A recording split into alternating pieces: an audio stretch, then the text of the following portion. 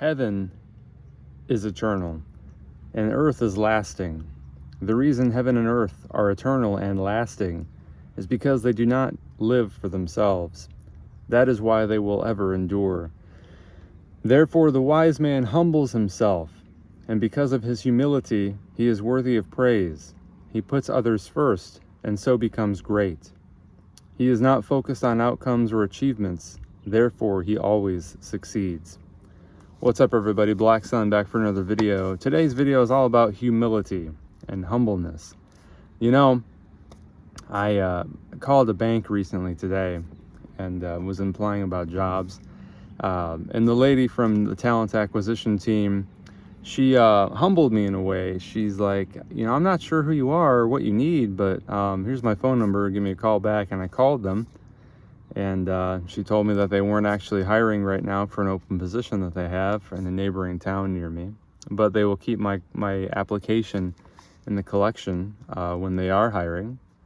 And I just kind of laughed at myself a little bit here. My video is falling, because it's like, wow, how humbling. I don't know who you are or what you need, but here's my phone number, I guess. I just started laughing to myself, and really, I was like, wow, that's really quite the reality check there, you know.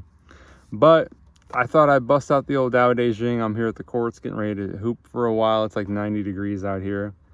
But this is a good point. Heaven is eternal and earth is lasting. The reason heaven and earth are eternal and lasting is because they do not live for themselves.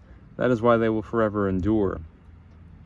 You know, yeah, I mean, the earth is here for us, heaven is here for us, and the more we are there for others, the more that we will last. Of course, not physically. One day everybody does leave this earth, but our memory will be long lasting. People will remember what we've done for others. But it's important to remember that there's such a thing as false humility, which is really just an act. Like some people who pretend to be very humble until they make it big and then their true colors come out. That's something that unfortunately does happen, you know, and that's always a bummer. But, you know, therefore the wise man humbles himself, right? Now, it's important not to put yourself down. Like when people say to me, I had somebody on my YouTube comments say I was a guitar god the other day. And I was like, oh, shucks, you know, like, thank you very much for saying that. And I said thank you. But in my mind, I'm like, you know, what is a guitar god, right? Well, for me, my guitar god was Randy Rhoads, you know, and I can count on both hands and feet how many guitar players are quote unquote better than me. But remember, being better than somebody is just a label that you put on yourself or somebody else has put on you for whatever reason. Us human beings like to compare and contrast. We like to make lists. We like to collect things, right?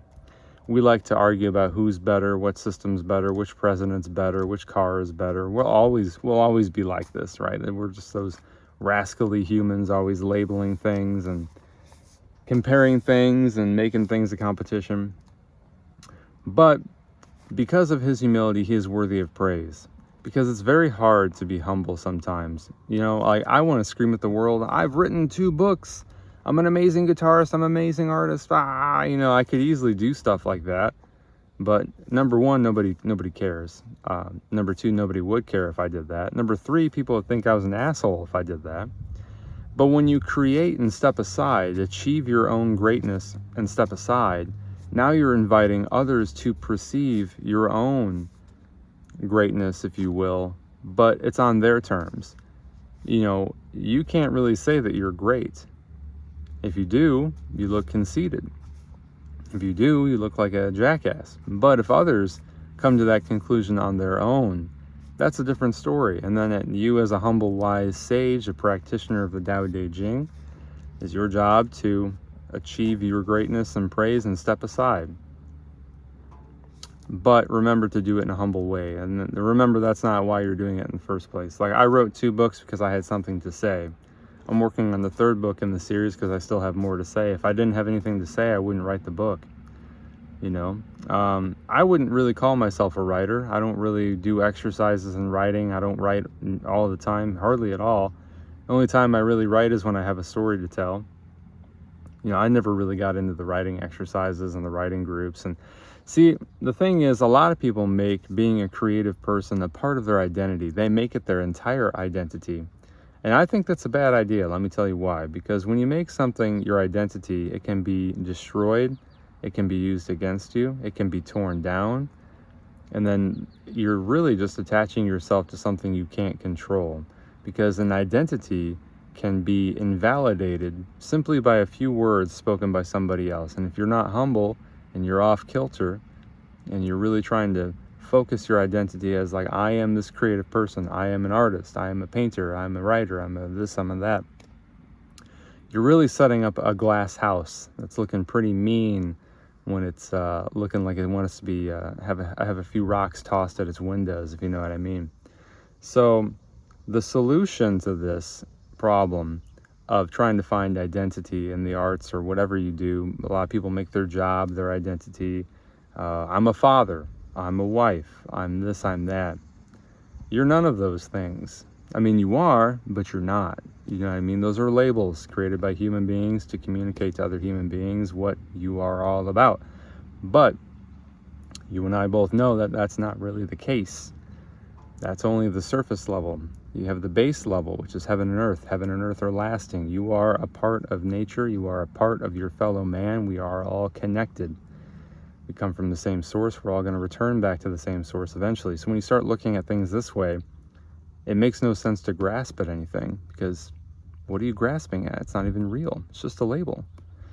It's like trying to find your house keys when you left the house keys inside the house, but you're out looking for it in the street. Why are you looking out in the street? Why are you looking for your keys to your own house, your own kingdom, your own soul, outside of your own house? That's not where they are. You know that. I know that. You know, I wanted to go on here and say, he puts others first and becomes great, right?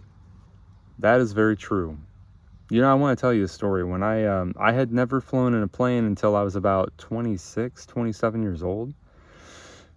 You know, I was never afraid of flying as a child. We just never happened to do it. It was just pure happenstance. And I was grateful because I didn't want to be put in an uncomfortable situation that was new to me. I wasn't sure how to handle it. And I thought I would never have to worry about flying, ever, you know? And I was okay with that because I was leery, I was unsure, I was anxious about it because I didn't know what to expect. Until I went on that flight to go to Denver, Colorado for a chiropractic conference. And I was nervous. I didn't know what to expect. I really didn't want to go. I didn't want to be uncomfortable. I didn't want to go through that. You know, I was asking questions. How long is the flight? This and that. Where am I sitting? You know, what should I expect? What's takeoff like? What's landing like? All this stuff. What's turbulence like? I started looking up constant plane facts about like engine failure and how far the plane can glide before it has to come to a landing. Most people forget about that. You know, if an engine goes down, the plane can glide for a long time.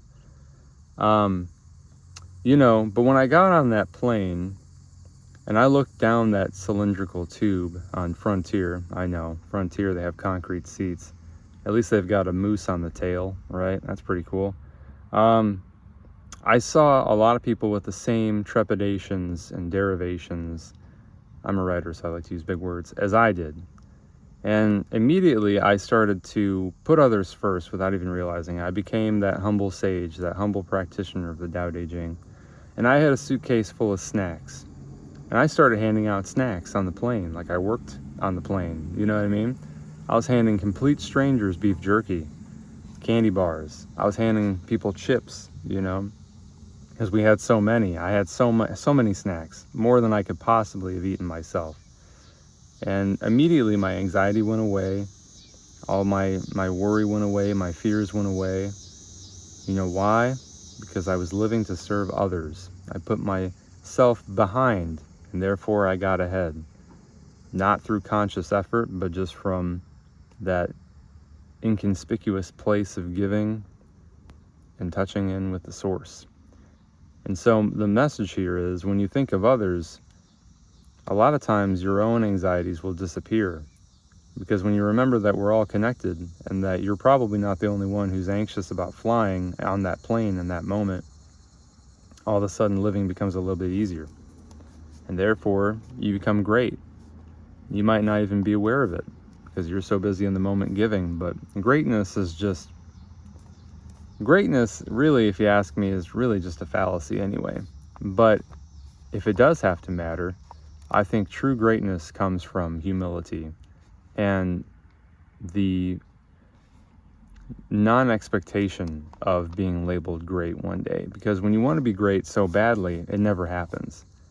But when you're not trying to, and you live to serve others, that's when true greatness can happen. You know, maybe you're only here for a short time. Like, look at Randy Rhoads. He died at the peak of his career, 25. He had just gotten success at age 23. Recorded Blizzard of Oz, Diary of a Madman with Ozzy. 2 masterpieces of metal that I love dearly. I have in my truck right here. I listen to them all the time. Till this day, I've been listening to those albums since I had them for 20 some years. And, you know, Randy achieved greatness, but, you know, he never considered himself that great, and now he's gone. But because he wasn't expecting to become great, and he lived and served to give us fans of his music, the metal music that we all love, he has become forever monumentalized as great because he lived to serve others. And when you don't live for yourself, that's how you achieve true greatness. He is not focused on outcomes or achievements, therefore he always succeeds, therefore he always endures. So like I said, when you don't exist for yourself 100% of the time, because we need ego, we're human beings, we live in an ego-based society, you don't want to get stepped on. When you try to emulate heaven and earth and exist for others and not yourself, then you can truly endure. Then you really become great. So always remember, no matter what you achieve, it's great that you achieved it, right? Like, I've written 2 books, that's pretty cool. Made countless art pieces, you know, drawings, paintings, did this, that. You know, I've worked so many jobs, I've taught so many places. But, you know, all those achievements will eventually crumble when up against the passage of time. So it's important to remember that true durability of the human soul is exactly that. It's in the human soul, you know?